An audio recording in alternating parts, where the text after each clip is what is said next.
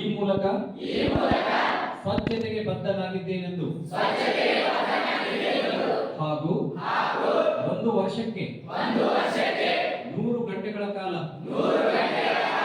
ಅಂದರೆ ಪ್ರತಿ ವಾರಕ್ಕೆ 2 ಗಂಟೆಗಳು ನನ್ನ ಸೇವೆಯನ್ನು ಸ್ವಚ್ಛತೆಗಾಗಿ ಮೀಸಲಿಡುತ್ತೇನೆ.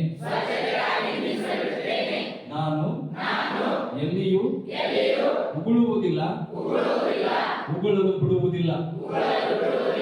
ನಾನು ಯಾವಾಗಲೂ ನನ್ನ ಕುಟುಂಬದ, ನನ್ನ ಸ್ಥಳದ, ನನ್ನ ಹಳ್ಳಿಯ ಮತ್ತು ಕೆಲಸದ ಸ್ಥಳಗಳಲ್ಲಿ ಸ್ವಚ್ಛತೆಗಾಗಿ ಹಾಗೂ ಸ್ವಚ್ಛಪಡಿಸುವುದಕ್ಕಾಗಿ ಮುಂದಾಳು ವಹಿಸುತ್ತೇನೆ.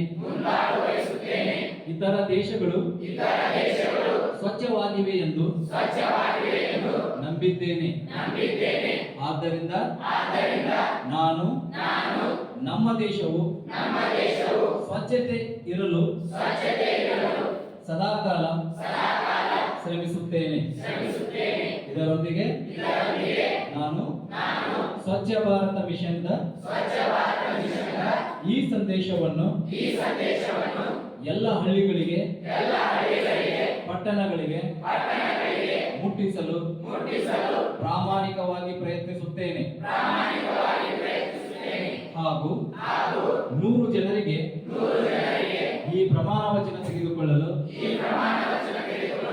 ಪ್ರೋತ್ಸಾಹಿಸುತ್ತೇನೆ ಮತ್ತು ನಾನು ನನ್ನ ದೇಶದ ಸ್ವಚ್ಛತೆಗಾಗಿ